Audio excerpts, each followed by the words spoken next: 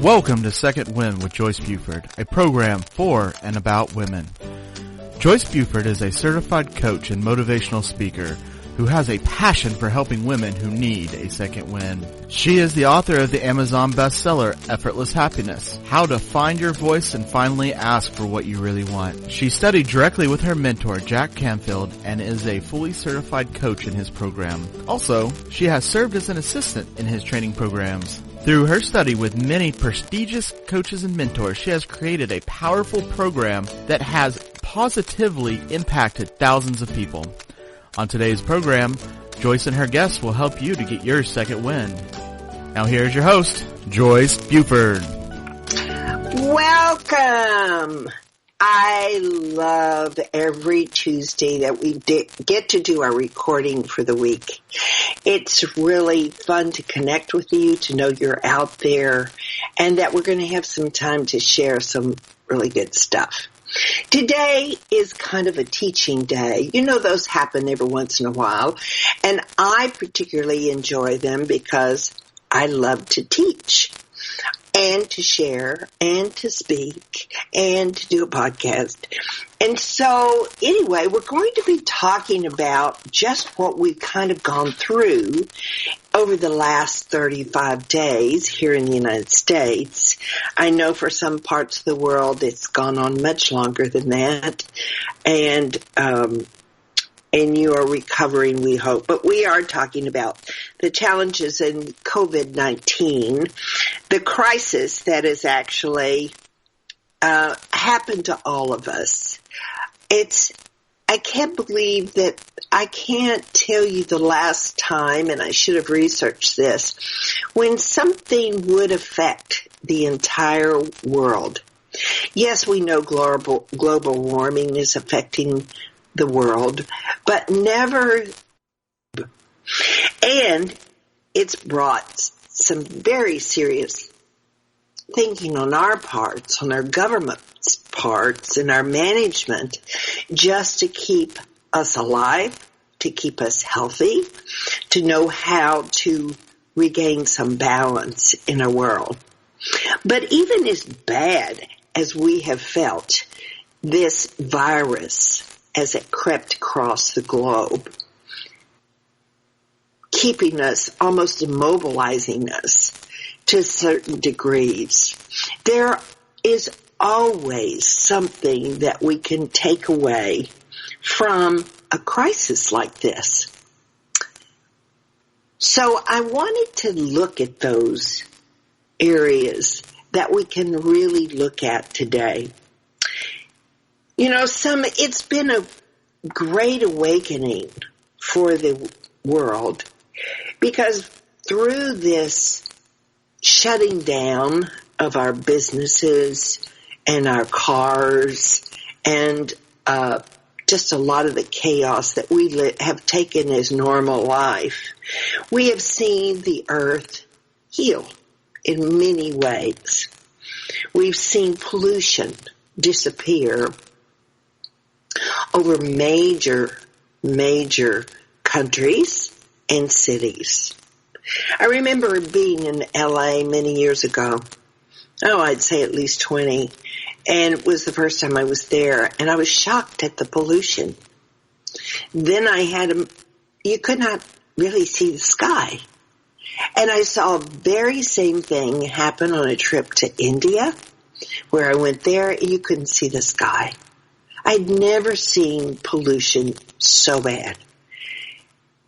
And so now, if you were to return to those areas, and certainly I'll say that was downtown LA, not everybody chooses to live in downtown LA, but in Mexico City and in India, just the stopping of transportation, the stopping of the factories has allowed the earth to reclaim a blue sky in those parts of the world.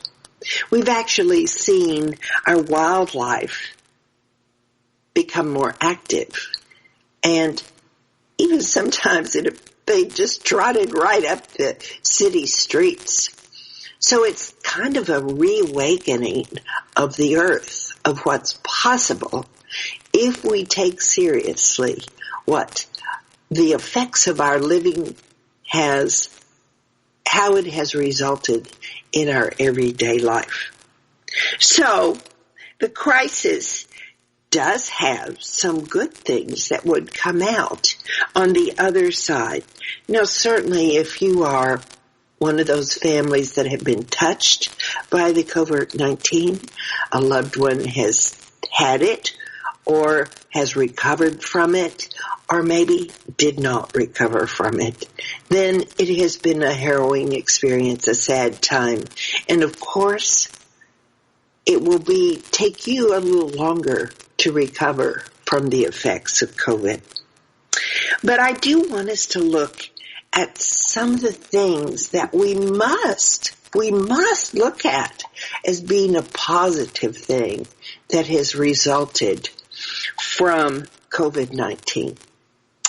We've strengthened, the first thing I would talk about is the strengthening of our resilience. Now, resilience is one of those buzzwords that we've kind of captured in our vocabulary, and its deeper meaning and value to personal growth remains important, and it is powerful to have resilience. The definition of resilience can be characterized as the capacity to cope effectively with setbacks, obstacles, failures, and disappointments. Now, we have those all the time. A romance breaks up. A marriage breaks apart. A loved one dies. We lose our job. We have all of those things that go on. Not all of them happen at the same time as we have experienced. But these are certainly things that we have become stronger with creating the resilience to face really difficult, dark days. Now, here are a few ways you can strengthen your resilience. You can really understand what resilience means, its value, and what it is comprised of. View the crisis as a challenge to embrace rather than threaten to avoid it. Recall past experiences in which you can control. Use tools to help you manage the crisis. Deep breathing, positive thinking, and goal setting. So when we go something, we're faced with a crisis like the COVID-19. In the beginning, there was total panic. Everybody was looking toward CDC, toward the president, toward leadership to come forward and tell us what was going on, how they were managing it. And quite frankly, the United States was totally caught off guard. Leadership is weak, and we have seen that we weren't prepared for a crisis like this. But that means that we went through our panic stage, and then slowly, we realized that there were things that you could control. Such as you could control the stress. I mentioned the stress of knowing that you could control your stress. It's just simply the first thing you need to know. And you do this through tools of breathing, through exercise, just getting outside of the house and walking on the earth can help you manage your stress. But when we get in those situations where we feel like we've lost control, it's a major source of stress because we feel helpless to do anything about it. One of the most potential antidotes to feeling out of control is to regain your control. And that is possible, even with the virus around us. We can follow the guidelines offered by the government and the medical community, including self-quarantining, social distancing, washing our hands regularly, and not touching our face with our hands. In doing so, we directly reduce the chance of contacting the virus, and as a result, feel less discomfort. So, as we see our environments relaxing now because of the pressure of going back to business, getting our lives going together, still not in alignment with what they proposed to us originally, which was to have 14 days of non-growth cases of COVID virus. They have chosen to go ahead and put the United States back into moderate opening of spaces. So I suggest to you in this time that you consider getting really clear about what you believe is the right action for you. Even though our leadership in our communities in our state tell us to go back in the public, wear your mask, don't touch people, don't put your hands on your face, wash your hands a lot. How much you want to re-enter the public life is definitely under your control. So, do you choose to go back to sit in a restaurant? Some people will without any caution. And I think that's good. But what I'm trying to emphasize here is that it is ultimately up to you to manage how you will re-enter your life with COVID-19. So I just encourage you to take control of how you choose to re-enter. The other day, I went to the grocery store, and I've been very good about wearing my mask. I also wear gloves, and I was having a little trouble, actually, with it staying on my face because my ears seemed to be not, the mask that I have wasn't hooking properly over my ears. And my mask kept slipping off my left ear. It was very irritating, but at the same time, I chose to wear the mask. Now, because this was the day after the opening, controlled opening of the community, there were a lot more people that didn't have on masks. There were a lot of people that don't wear the gloves. And that is their personal right to do. It's how they want to re-enter.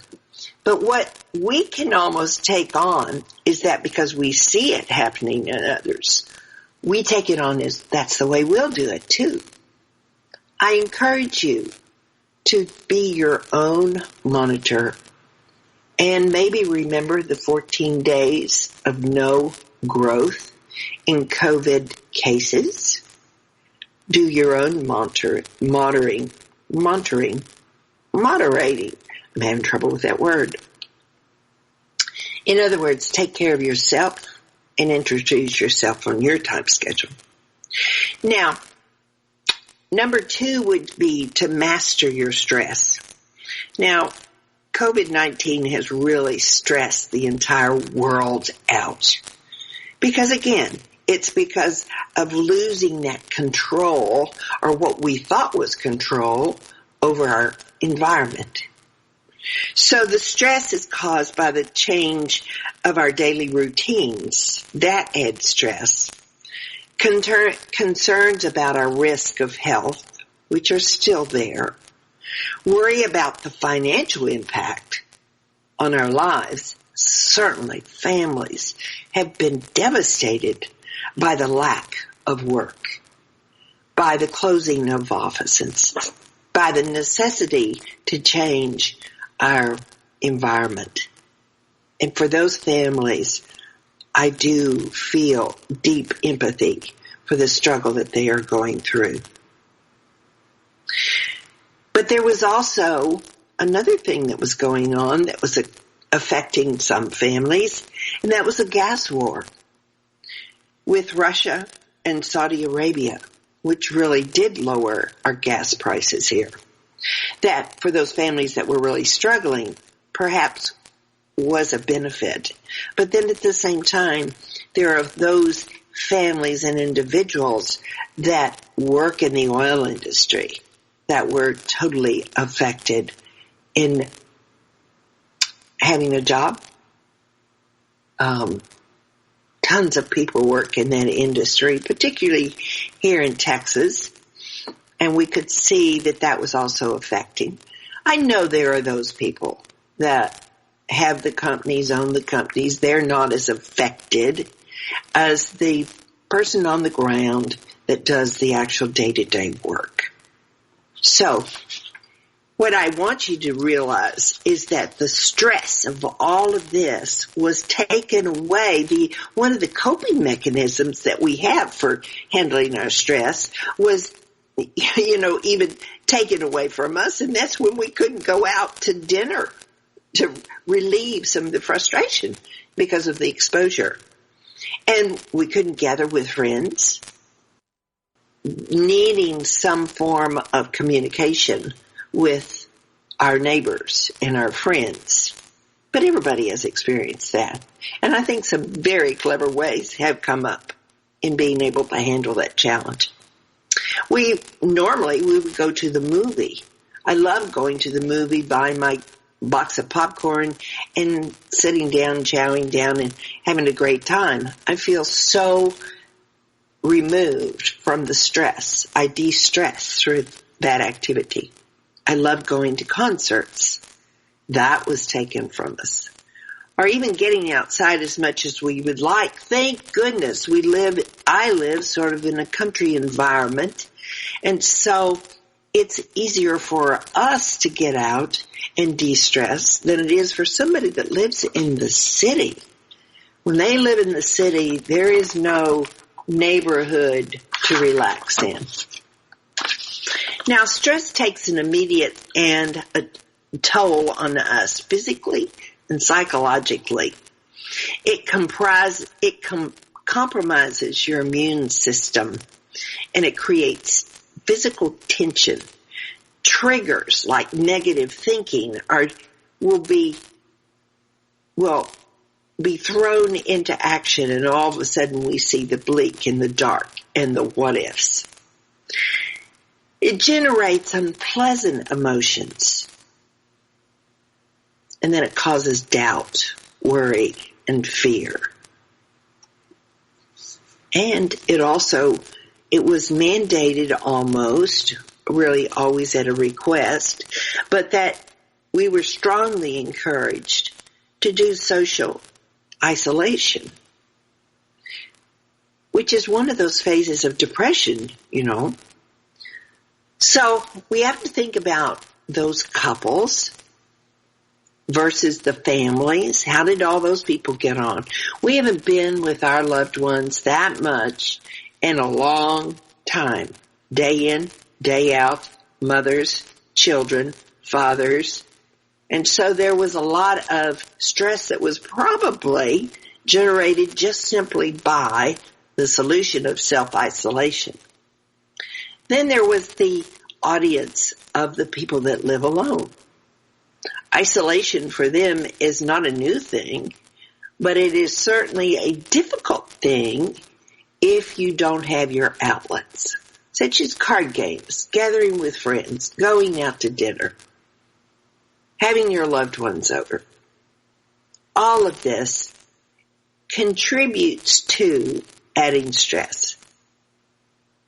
So in these difficult times, you need to be very creative, and you need to allow yourself to explore new habits, new daily habits.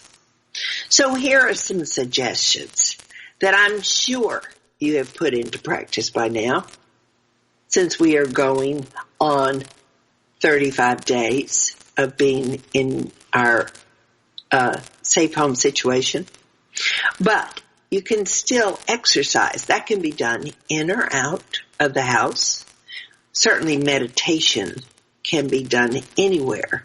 Meditation would allow you to quiet your mind, stop all that thinking, actually shut down. When you do that for your brain, it offers silence, ease.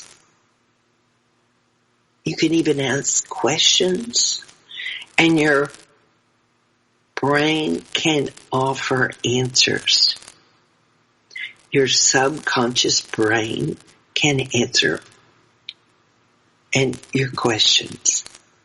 It's pretty powerful to get into meditation. Have you not tried it? There's many, many sources on the internet that you can have meditations there, and they'll teach you. YouTube's, my goodness, they've got everything. You could do yoga. Yes, there's many, many coaches, yoga coaches that are now doing yoga on the internet. We've seen the internet explode through this crisis. If you're with a group, play games. There's always the TV and movies, but there's a real need for self-monitoring. It's too easy, and I have to say I have offended this one, to get into a Netflix series, and you know, they just make every series so great that you just feel too pressured to stop watching. And so you go to the next one. And so you go to the next one. And then it's 4 hours and you're still watching the Netflix series. Well, I got into a good one. And so what you need to do, and what I've had to do, is self-monitor myself. Put a limit and follow that limit. I hope that some of you have started reading. You know, there are actually people that read a book a week and a book a month. Whether you take you order the physical book, you read it on your reading device, whatever. Reading a book is a great way to exercise your mind, increase your knowledge, and give you that inner education that you can have through reading a book. Great way to learn.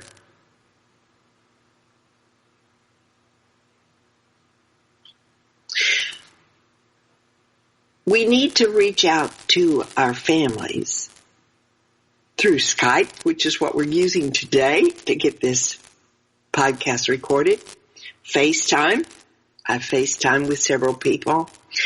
And another practice of Zoom, another course or medium, let's say, is Zoom, which is through the internet. Now, as coaches, I've been using the Zoom with my clients for several years. Zoom is a way to have a picture and communication with your client over the internet. It's allowed us to open our world to any place.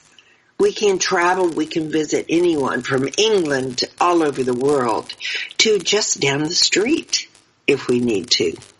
It's a great device to use, and I think many of our schools have used a system very similar to this. And certainly I know that businesses have been doing this, and it may even continue as an important part of our life. We need to eat well, get enough sleep, and do anything fun that makes you smile, laugh, just enjoy the day. Now, number 4 is to ignite your motivation.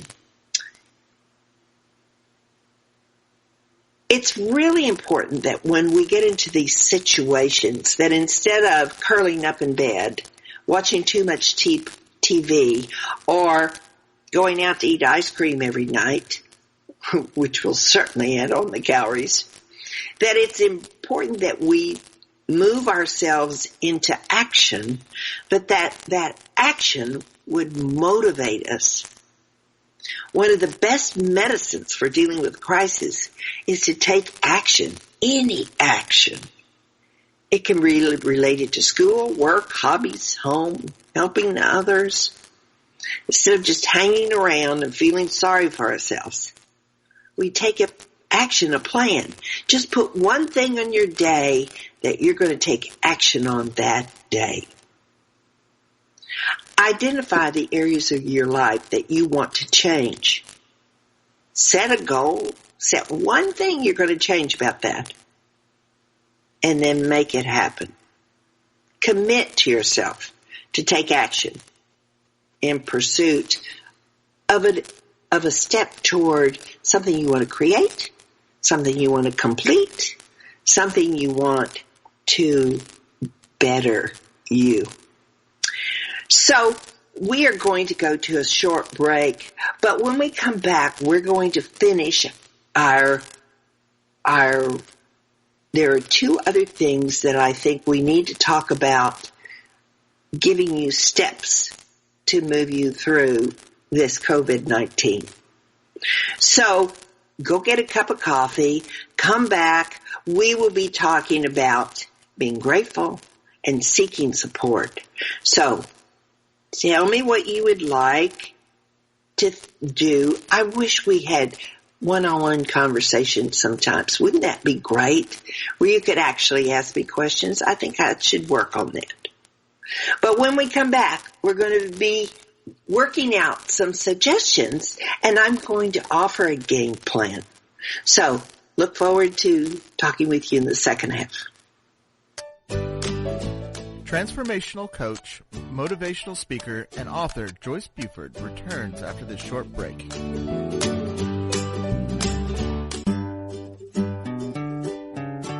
Close your eyes and imagine living your life without limits. Where would you go? Who would you meet? What would you do?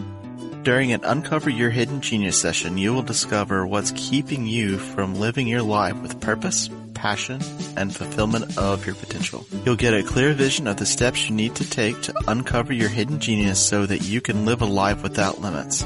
Sessions can be done over the phone, Skype, or in person. Find out more at www.joycebufordempowers.com or by calling 903-287-0747.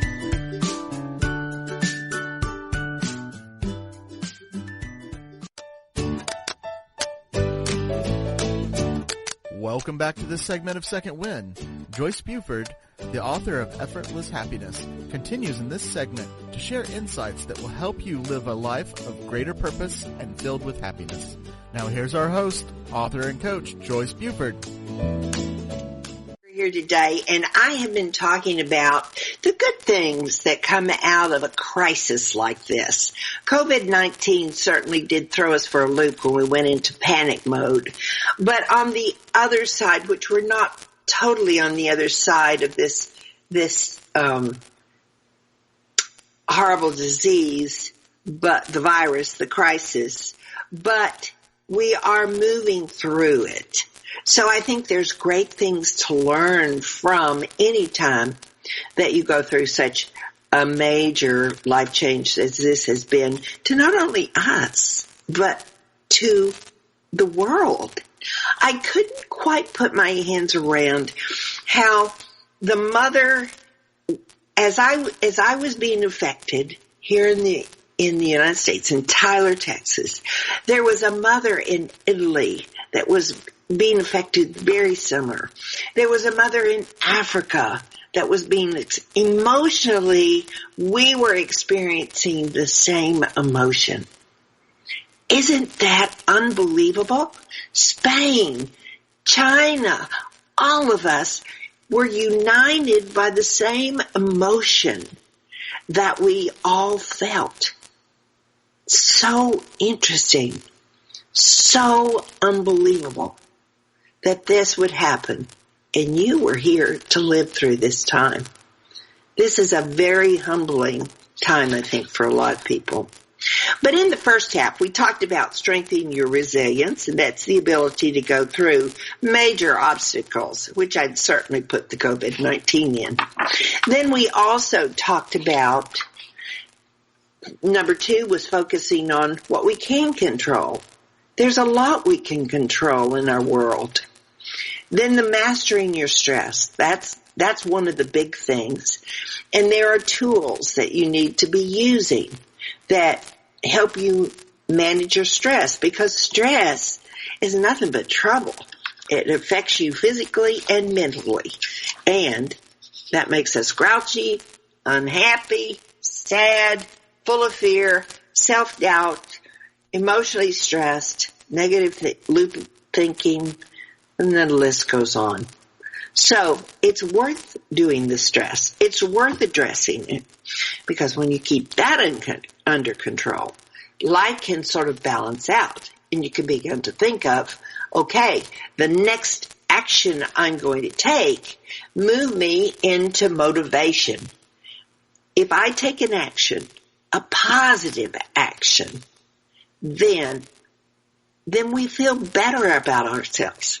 One of the things that many of my friends, in talking with them, were attacking the closets, attacking the messy rooms.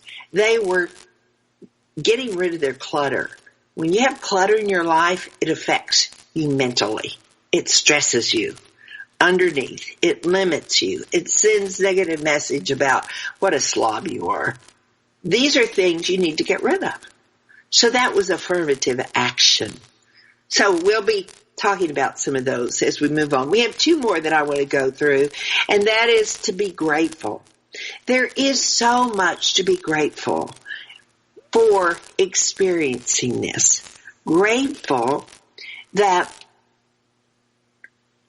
we have a place to be. Grateful that we have food on our table. Grateful that we have air to breathe. Grateful that we live in the country versus in the city. Grateful for the very simple things of life. When you can put yourself in gratitude, then your mind can turn from stress and limitations into realizing there are good things happening in your life. Now, in the beginning, that can be challenging because we tend to cry more about, what we don't have than we do with what we do have. One habit that a family I know was creating, we used to do it around our table, was to share one gratitude with your family, your spouse, your children. Go around the table and share one gratitude that they had today, one action that they had today. To share that is doubly confirming it. You have, for instance, if you were to pick up groceries for somebody, you would have a good feeling about just taking that action, making the effort to help, and then helping somebody else, reaching out to help somebody else. Then you double confirm it when you share it with your loved ones. There's so many repercussions, positive repercussions, from that one act.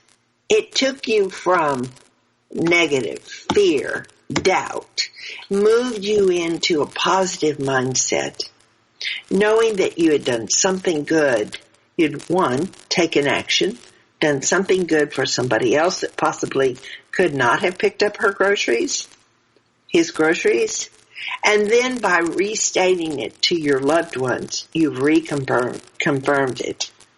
What a great high you would feel to know you've taken that action. So, doing good things for other people is a great way to connect with others, make you feel good. For me, getting rid of the clutter in that office, getting rid of the clutter in the closet would and is a positive action for me. Number 6 is seek support. Now, during this time, there are some people that are actually almost paralyzed in that their fear of what's happening is freezing them. They're paralyzed. They can't move. And so during these times, it's when you actually need to seek outside of yourself for support. Whether that be through prayer, through your church, because they've all gone to the internet, to YouTube, through a coach. You could reach out to me. I'd love to support you. Through Joyce Buford Empowers.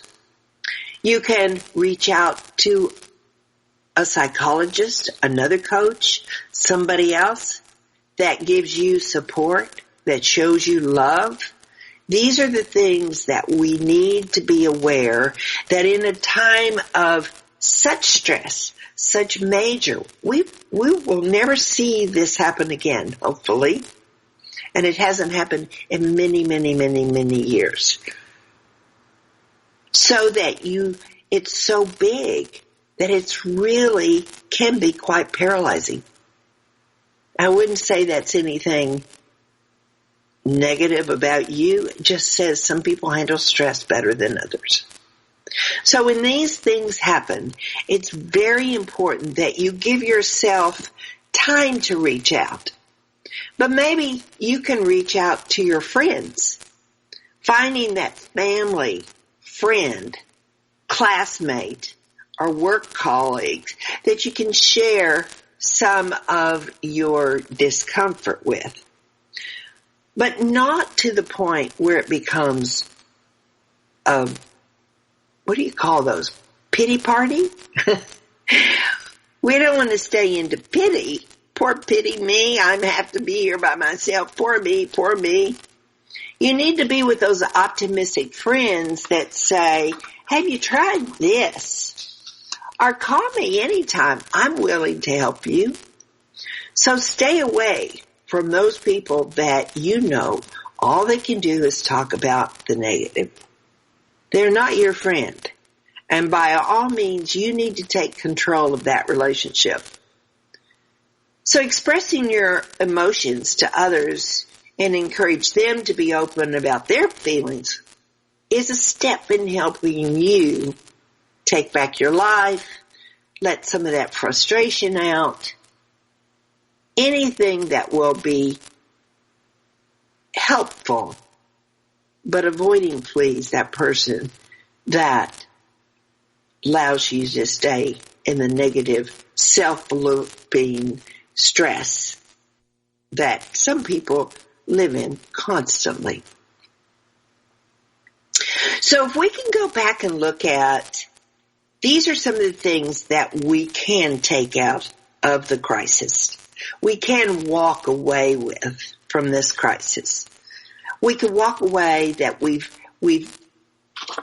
have started taking actions. We've realized now that we can face anything that comes in front of us.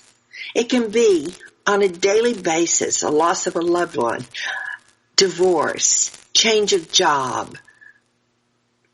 You know, some of our kids even didn't get to have their graduation. A lot of people didn't make their trips. So there were a lot of disappointments that happened to a lot of people. But we can now know that we can face these times. Knowing that you can do this through the use of control. You have the control. You're the one in charge of your life. And there is a action to help you control from the outer to the inner stresses through doing exercises, through doing walks, through doing self-care activities. Then mastering the stress, that's the biggest thing, and learning new ways to master your stress. Once you return to normal life, you will still have stress that you can handle more efficiently in your life through learning new techniques. There was a coach that came on to do EFT tapping, which is tapping on your head and your upper body on meridian points. It's called tapping, and it allows you to release stress. So he came on and did absolutely wonderful free coaching to help people walk through their stress, release their stress. It was a wonderful service to provide to those people out there. It's an absolute magnificent way to manage your stress and help you move through difficult times. The next thing that you learned is some of us learned how to use Zoom. And we walked into the 20th century, 21st century with a new skill. And I do think that Zoom will stay with us for a while. It will take the place of some face-to-face meetings now because of its convenience in doing board meetings, company meetings. Certainly I've used it in my coaching, and it will open up my world because there will be so many people now know that they can do Zoom. And it's very easy to do from your home. We've ignited motivation. By taking one action a day, you can actually conquer those things that hold you back, such as the chaos of clutter in your house. Maybe it's just the simple thing of wanting a better attitude. And finally, seek support should you need support. Now, before we close for today, I really want to suggest that you do a little skill building self for yourself.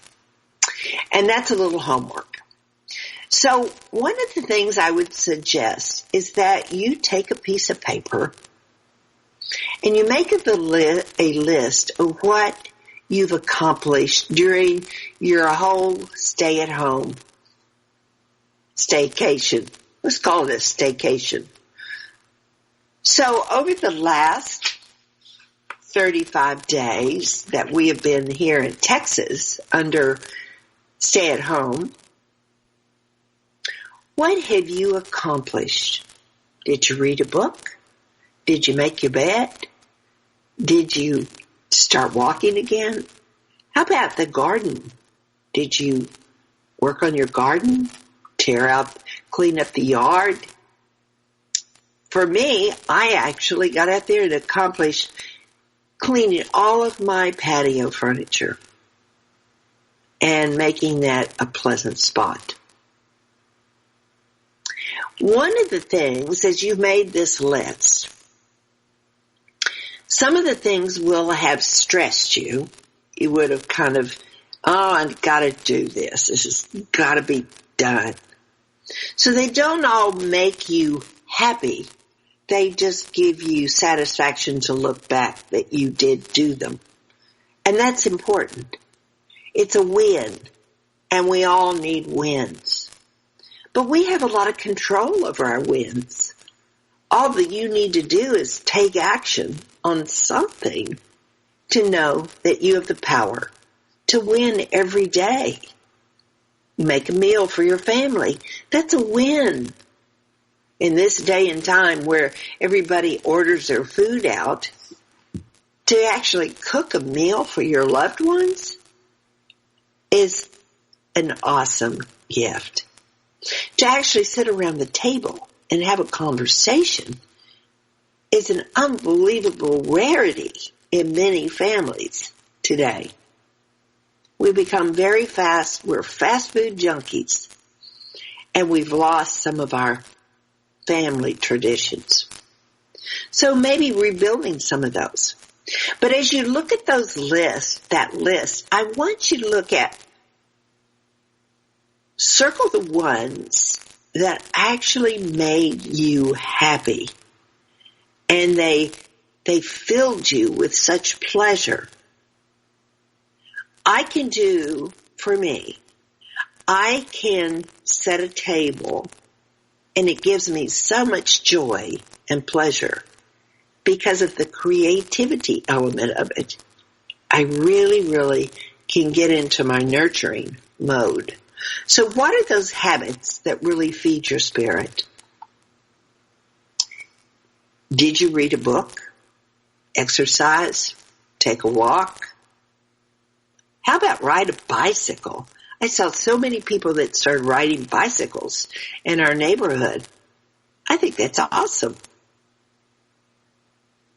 On the TV, which is our great time eater, it actually can take away our freedom and our control. It's necessary to monitor that. So perhaps you want to create a schedule. What are you willing to do for TV? Are you willing to lose yourself in a TV series night after night after night after night and lose those valuable hours of productivity or growth? Did you start a project? I actually cleaned out my car. I didn't wash it, but I did clean it out. I know several friends that cleaned their clutter in their closet. I did organize my desk, and I started going through papers, old papers. How did you like Zoom when you attended that meeting? Or did you attend a meeting? You know, you can go on, if you're an adventuresome soul, you can go on YouTube and learn about Zoom. Or you can call the son of your friend and ask him to come over and teach you Zoom, wearing mask and not touching, please. Zoom is the up and coming, just like Skype is one of those services, which we're on today, that is an up and coming way of communicating through the internet. And FaceTime as well is one of those services that we will be using much more since we've reconnected with it. So as you look at this list, I hope that you have created things that you did create the list. Just sit down and free write. What did you do? I'd probably need a calendar to actually go back through all of the things. But I bet you can remember those things really quickly that gave you personal satisfaction. The little things that gave you satisfaction filled your spirit. It's like your soul was talking to you. It's recreating those, keeping those, as many of those in your life as you can, because that's where you need to live, in those places that give you joy and fulfillment. Then look at the areas that you've been doing and you want to keep in your life, such as exercise, reading, taking a walk, doing a morning gratitude, an evening gratitude. There's nothing better than the gratitude practice that will bring more into your life. More joy, more money, more satisfaction than starting the gratitude work. I've heard it over and over and over in my industry. So I encourage you to to start doing your gratitude work. Then think about that project you want to start. Maybe you didn't get to the closet, but you feel the importance of decluttering. Break it down into small bites. So you maybe just start in the blouse section, or you start 10 minutes a day, 15 minutes a day, working on pulling out blouses that are old, pants you don't fit in, things like that you've held way too long in that closet. Getting rid of shoes you haven't had on in years. Handbags that you haven't carried in years. It's amazing how we can collect in our closet. And every woman on this knows as I'm talking about this. So there's a lot that we need to look at that was very positive that came out of the COVID-19. It gave us this opportunity to realize we are stronger than we believe we were.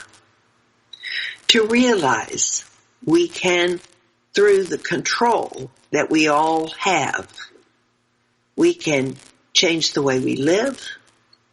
We can build new habits. We can change our mindset so that we're not thinking negatively. We can actually move out of fear.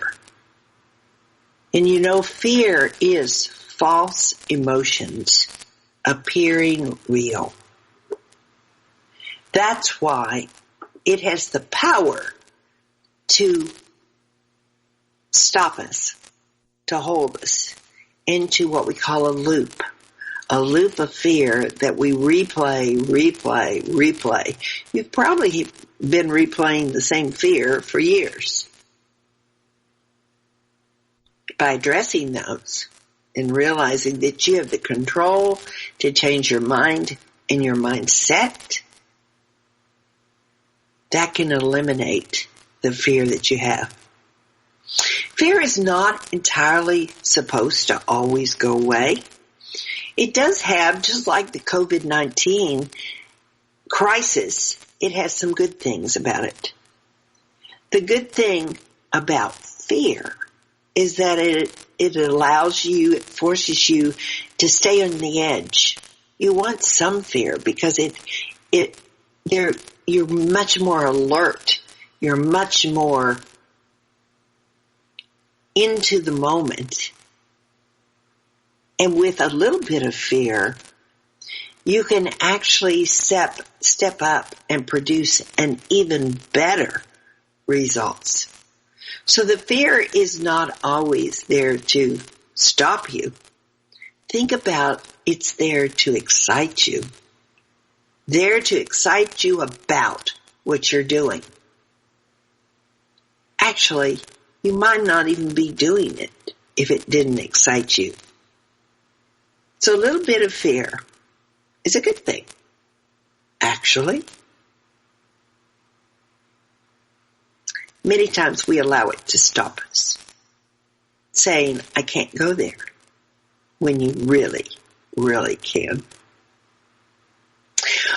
Well, I'd like to share with you that there are a lot of things that we've learned from this crisis.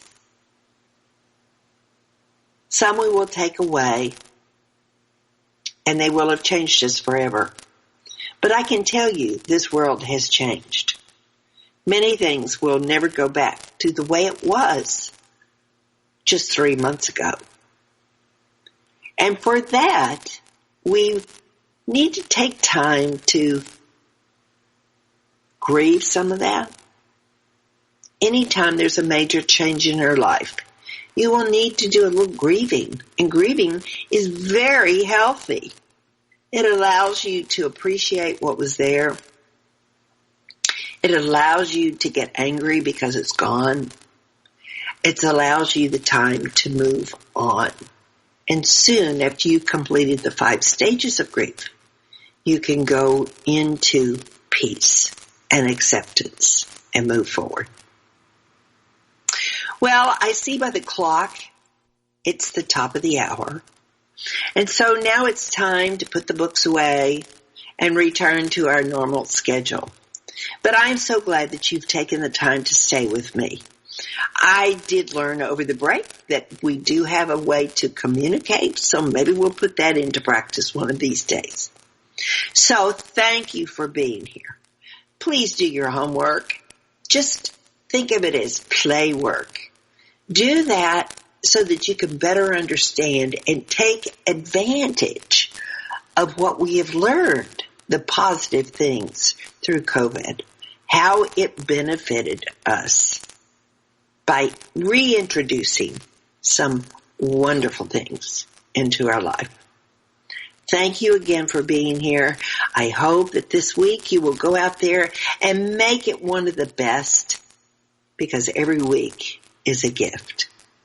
Thank you for being here today, and I look forward to the next time we visit. Second Wind.